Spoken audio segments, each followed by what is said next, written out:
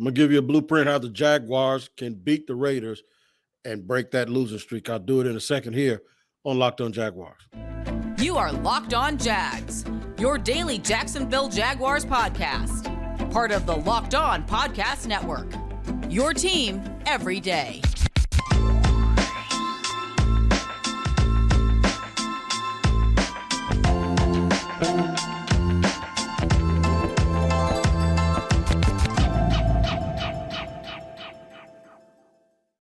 Hello, I'm Tony Wiggins, and welcome to another edition of Locked On Jaguars, your daily Jacksonville Jaguars podcast, where it's your team every day, and we thank you for making us your first listen. We are free on all platforms, so make sure wherever you get your podcast and wherever you're watching or listening to this, like and subscribe, and check out our YouTube page as well. Today's episode is brought to you by BetOnline. BetOnline has you covered this season with more props, odds, and lines than ever before.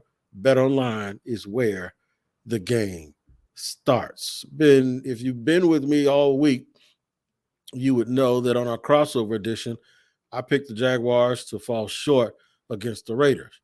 And I did that because until they are able to figure out how to not fall short, I'm going to always think that that's what they're going to do. However, on this episode, I'm going to give you a blueprint to victory. I'm not hedging my bets. This is not Bet Online right now. I am just telling you that if they are going to win the game, which they haven't shown me the ability to do or anyone else for the last 5 weeks, I am, however, going to let you know that if they're going to do it, how they can get that done. One day early this week, I said that the Jaguars would have to not sit and figure out a way. We've been trying to get them to figure out a way how to win all of these close games. They've lost 6 by 1 score or less. Well, you can't really be less than 1 score. I'll just say a touchdown or less, right? Or they were all within 1 score of their victory. But I will tell you this. I changed that a little bit to trying to figure out how to win games to creating a way to win a game. So that's what I'm going to do. I'm give you who, what, when, where, and how, and why of how they can actually snatch a victory this weekend as opposed to sitting around and waiting for that game to happen. It's going to start with Trevor Lawrence. Trevor Lawrence needs to be selectively aggressive, but he also needs to be extremely patient. Now, that has to happen in abundance when he is either in negative territory, which is with his back close to his own goal line, or when he is in positive territory, when you're facing and you have the defense's back close to their goal line. When things get tight, you can't make mistakes. And people are wondering, is it just that he lacks a clutch gene, or does he lack what it takes in order to play red zone offense? I'm not ready to say that's what it is. What I will tell you is this: the closer you get to that back line of the end zone, that's like a 12th defender. So things get even tighter. So you as a quarterback, I believe, have to factor that in, and you have to be very judicious in the way that you move the ball around, because any tap ball in that short situation can lead to somebody being in the area where they're going to get it picked off. And that's especially true in the case of the 2 interceptions that he's thrown in the red zone over the last 3 or 4 weeks, is when you roll to one side and you have the play and you bootleg to one side.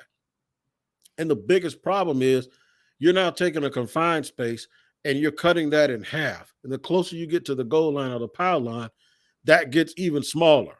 And it's less likely that you're going to throw the ball back across the field. So what happens is you have about a quarter of the field that you're working with, but you got about half the players in that quarter of the field. So that's like 11 guys that are going to be bunched up in that little small confined area. And there's very few people that can create a situation where that's going to be positive when you throw the ball. Now, what I'll tell you is this. The most important part of that is it's not 4th down. It's not a 2-point conversion. It's not the last play of the game. In these situations, it was 1st down. You have to be willing to live to see another day if you don't actually see something wide open. Now, I know there's going to be somebody that disagrees with me and say, Well, he saw it. He thought he saw it. Well, whatever he thought he saw, he needs to know that it wasn't there. Therefore, a guy who's playing quarterback at the NFL level, he knows what I'm talking about. He knows the difference between something that he may have thought he saw and something that was obviously there. Case in point, I'd rather him just flat out see something and not throw the ball than to think he saw something and throw the ball in that situation. The next person that's going to have to be wary of this is Doug Peterson. And I know Doug Peterson wants to be aggressive. I know Doug Peterson wants to act like he says he loves his team. He wants to call plays and coach as if his guys can get it done. I think Doug has to do a little bit of protecting Trevor Lawrence a little bit until Trevor has proven that he doesn't need to be protected in those situations. I just think when they get down there inside the 5-yard line, and I'm conceding here a little bit, I think they just have to run the ball. I don't care if they run it 4 times and don't make it and have a turnover and downs. I just think you run the ball in those situations. You have to. Now, if you're first and goal on a 6 and you run it twice, okay, now you might have to pass it if you don't gain anything. But even then, I think it should be those kind of option routes where if your man ain't going to catch it, nobody ain't going to catch it. But don't turn the ball over. Just take the 3. Take the 3. Get your field goal kicker active and just take the 3. I want to talk about the defense and the things that people on the defense have to do in just a second for those Jaguars to finally have an opportunity or have a chance to get that elusive victory that we keep talking about. And they're playing a team in the Raiders who themselves have had issues with winning games. So it's a little bit of an opportunity here. Just like last week was against the Broncos, there's a little bit of an opportunity here for Jacksonville to get off the schneid and beat a team and to figure out a way to not let someone else get well on their dime. Don't be the antibiotic or the elixir for another team. I'll do all of that in just a second here on Locked On Jaguars.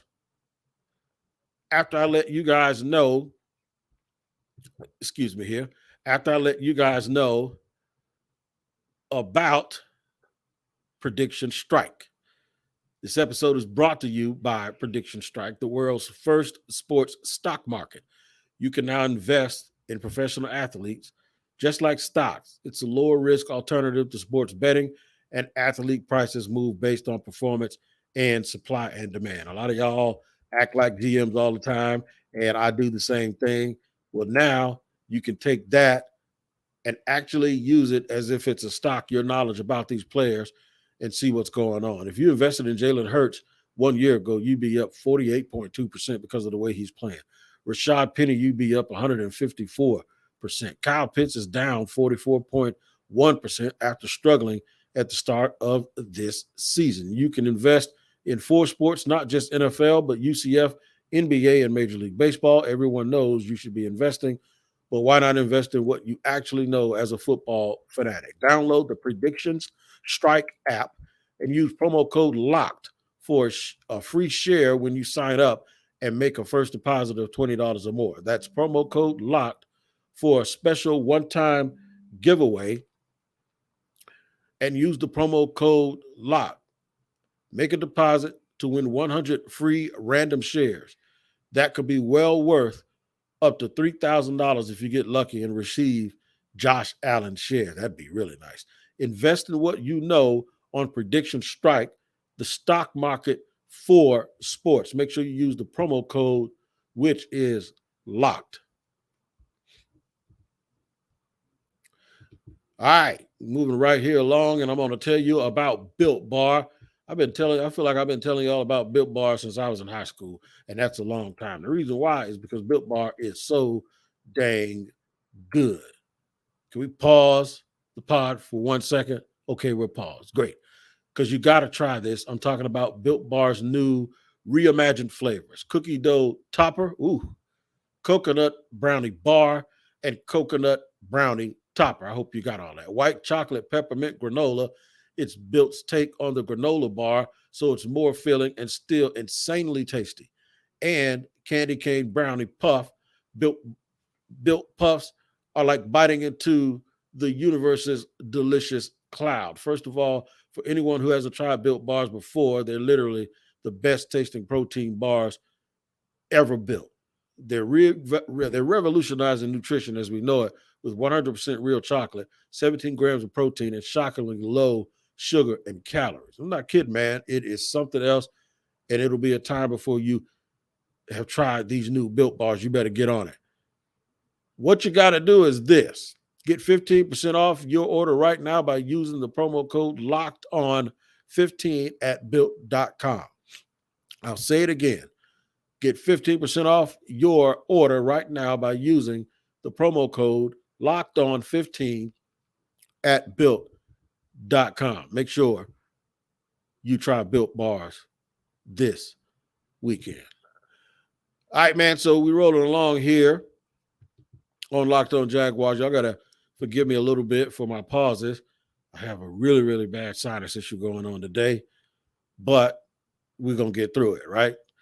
We were talking about the offense, and before we get to the defense, there's somebody else I have to mention who's played lights out, and that is Travis Etienne.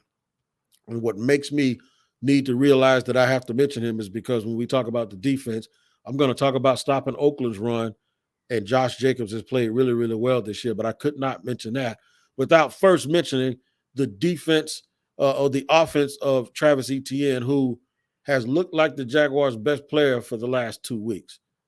Of course, some people who had trepidation about him after the James Robinson trade, that's going away now. People realize what the Jaguars actually saw in Travis Etienne that was part of the reason why they probably moved on from James Robinson, because they knew they weren't going to re-sign him and they were going to allow Travis to get the bulk of the carries. He has to continue to be good. He's done a better job of not taking such big hits, even though he got hit last week in the head. But he's starting to use his pad level more as opposed to just using his legs. You don't see the impatience of a guy who thinks everything's going to be a home run. You kind of see him taking what's there, and when he doesn't have it anymore, getting a good little body lean and going down and getting a few extra yards. So Travis Etienne has to continue his play and just clean up the turnovers a little bit to make sure you don't drop the ball and drop passes, not be too eager and slip down on screens and stuff like that. And hopefully he'll have a real good, clean game this weekend if the Jaguars are going to win. Now, their defense, they got to find Davante Adams, and they got to make sure that he doesn't get loose, especially on whoever's going to be playing on the right side of the offense and the left side of the defense at corner. They've really struggled with giving up those big plays. He's not the only receiver they have. I don't think Darren Waller, the tight end, is going to play, but Hunter Renfrow is a route running fool, and if you don't watch him, he'll be taking advantage of one of the weaknesses of this team, and that is the safety position in certain passing situations. Also, the Jaguars are number one in the league in missed tackles. I found that out last night while watching another telecast. That has to stop because the Raiders actually have some guys who can make you miss. Josh Jacobs being one, Hunter Renfrow in the middle of the field is the other. Davante Adams will also make you look silly. The Jacksonville Jaguars have to do a very good job of tackling when they get guys. Wherever they make contact or wherever the first contact should be made, that's where the play should end. Now, everyone wanted to say that this defense was built to play like that Tampa defense. Well, if that's the case, the one thing that Tampa defense has done before this year, especially in their 3 years of going for the playoffs and winning a Super Bowl, is they have tackled very well in open space. And that has to be something that becomes a staple for the Jaguars if they're going to ever get to the point where they're going to be contenders. Hopefully the defense can get Oakland on and off the field on a reasonable number of those third downs and not let Oakland keep the ball for a long time. And I said Oakland, Las Vegas keep the ball for a long time. Because if that's what happens, then they start succumbing to their own weaknesses, which is their lack of depth, getting tired late in the games, not being able to stop the run late in the games when they need to get the ball back, and allowing the team to use up a whole bunch of time in the fourth quarter to take time off the clock. So even if the team does score, the Jaguars don't have time to do anything except be in a desperate mode. And that hasn't boded well for them if they're going to get off the schneid that we talk about. So they have to avoid the big plays in the passing game, make sure that they tackle well in the open field, create some down and distance situations that are advantageous to them so that they can get the other team off the field and not have to be on the field too long with a whole bunch of time of possession going the other way, because that means they'll get tired at the end. So trying to get all of these things lined up so the Jaguars are able to get into the fourth quarter and have the game at their advantage. Now, we've talked ad nauseum all year about how the Jaguars are at their absolute best and what is the biggest advantage and the most huge advantage for the Jaguars if they're going to win games. Well, that's what we're going to discuss here in the third and final segment of Locked On Jaguars. We're going to make sure we get to that in just a second. Right now, I want to tell you about LinkedIn, man. LinkedIn Talent Solutions. My daughter was getting out of the military a couple of years back, and one of the things she did was put a profile on LinkedIn. And immediately, because there was a job who had their profile and their information on LinkedIn, LinkedIn did a good job of putting them together. When my daughter got off active duty, she had a job the first day. And you can do the same thing as if you're a small business, because these days every new potential hire can feel like a high-stakes wager for that small business. You want to be 100% certain that you have access to the best qualified candidates available. Here's what you have to do. Go to LinkedIn, put your job on there. Add your job and the purple hiring frame to your LinkedIn profile to spread the word that you're hiring. Simple tools like screening questions make it easy to focus on candidates with just the right skills and experience so you can quickly prioritize who you'd like to interview and possibly hire. LinkedIn Jobs helps you find the qualified candidates you want to talk to and faster. Post your job for free at linkedin.com/lockedonnfl. That's linkedin.com/lockedonnfl to post your job for free. Those terms and conditions apply.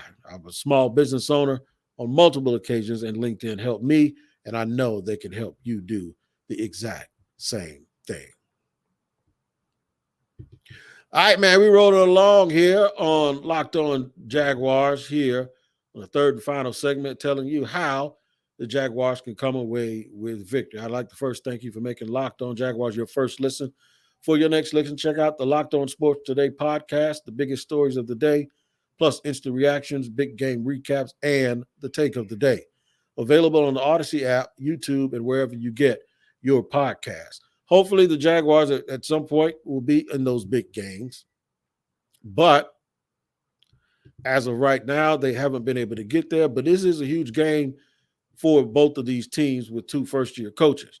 Things haven't gone the way that folks expected them to. There hasn't been as much improvement, especially in the win-loss column, as we would all have liked. But there's a silver lining, and that means somebody has to win unless they end up in a tie. Someone has to win the game this weekend. So if it's going to be your Jacksonville Jaguars, we've talked about the offense and the defense and the things that have to happen. It's more so you have to be in the game. So you create a scenario where when the game is up in the air, you can snatch it and make sure you have a victory, right? So we've lined it up, no turnovers, getting good play on offense from their people, get to the fourth quarter without a disadvantage without a huge disadvantage if it's a close game in time of possession, to have your guys refreshed. This is what has to happen. You got to make plays now. This is the time when you have to make plays. You have to get people off the field on third down. You have to be able to be in down and distance situations that allow your fresh pass rush, because as we said in the first three quarters already, the game's tight. Let's just say the time of possession is even. Now, this is when your playmakers have to make plays, and you have to disrupt Derek Carr. You have to get after him. You have to make sure that all of the things you did early in the game, like not getting beat deep and giving up cheap points, not having negative penalties, and not that you did not fail to take advantage of your red zone situations, and you have some points. This is where you tell them, go get it. Trevor, Travis, Zay, Christian, a play just has to be made. It's the opposite of what's been going on for the Jaguars all year, where other teams, when the game was tight, they found a way to make a play. The Jaguars have to now make that play in the fourth quarter. It can be a sack by Josh Allen. It could be a tip pass that ends up getting picked off by one of the linebackers, Devin Lloyd. It could be a broken up pass on third down by Andre Sisco. It could be a tight coverage, but no call on pass interference on Tyson Campbell. It could be a screen pass on offense when you get the ball back. I want the Jaguars to be in a situation where they're in control as the clock is running out and they're driving for either a game-winning touchdown or a game-winning field goal. And I want them to do to other teams what those teams have done to the Jaguars, which is run out of time, don't leave them enough time, and don't leave them enough time to get. Last week, they scored and left 3 minutes on the clock. This week, you have to learn how to manage the game. You have to snatch an opportunity that you have to win the game and create an opportunity for a victory, and then hope that it's something that spearheads you and gets you going for the rest of the season. Now, I did not pick them to win, and I told you I'm not going to pick them until they show me that they're capable of winning, because to me, they have found too many ways to lose. But I did, however, just give you a blueprint of how I think the Jaguars have to play, mistake-free, a little bit more conservative in their play calling in the red zone, and finding a way in the fourth quarter to make sure that you haven't hurt yourself to the point where you've given up too much time in possession and you have to play too much of your depth, and the starters are tired. The way that you avoid giving up time in possession is get them off the field when you're on defense. Make sure you convert some first downs. Do not turn the ball over and give them the ball back after only having it for a minute. Do not stress your defense out that way. Be judicious with your play calling when you get the ball in the red zone. Live to see another day. And I think if you're in that situation at the end of the game, then you can ask your best players to be better than their best players. And that's all you can do, and try to win a game this weekend for Jacksonville. Let's see what happens. They're 2-6. You get to 2-7 now. It's not a lot to look forward to, because over the next 5 weeks, one of them includes a bye, but the rest of your opponents are teams that are winning games and that are clearly on paper better than Jacksonville. So they better get this one to try to get themselves rolling, because if they don't, it's going to be a big, big problem. Make sure you tune in to the Locked On Jaguars podcast. I'll do a postcast as long as I have reception. I'll be out of the area, but I will do a postcast Sunday after the game. Make sure you choose in right after the game. And hopefully I'll be wrong on my prediction and we'll be talking about a victory. But until then, you guys take care of each other and enjoy your weekend. And thank you for listening to another episode of Locked On Jaguars.